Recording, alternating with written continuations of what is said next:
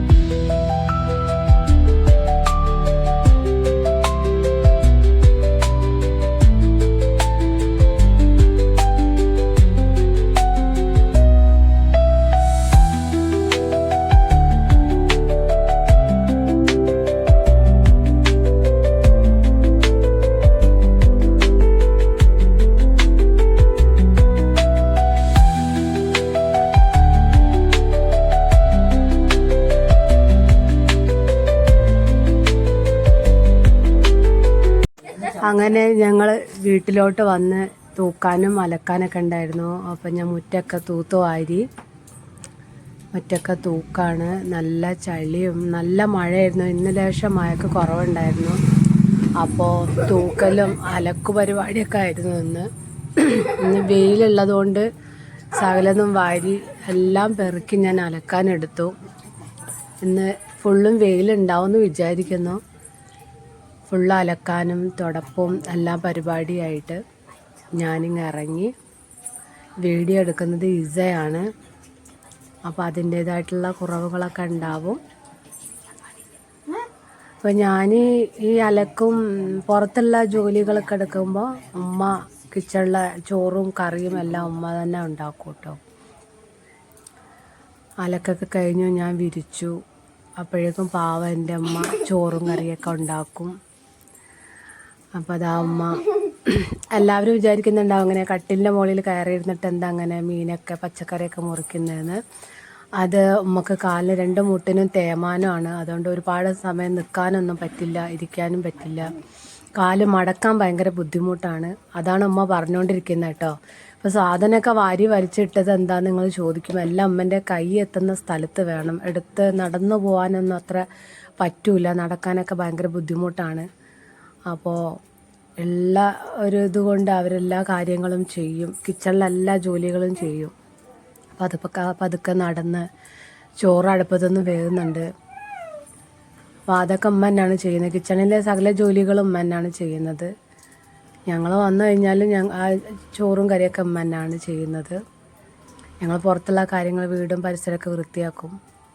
അപ്പോൾ ഞാൻ എൻ്റെ അലക്കൊക്കെ കഴിഞ്ഞ് വിരിച്ചിട്ടതാണ്. വെയിലുണ്ട്, അത്യാവശ്യം ഉണങ്ങുമെന്ന് വിചാരിക്കുന്നു.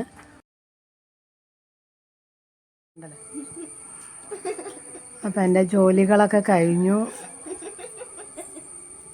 ഞങ്ങൾ ഫുഡ് കഴിക്കുകയാണ്.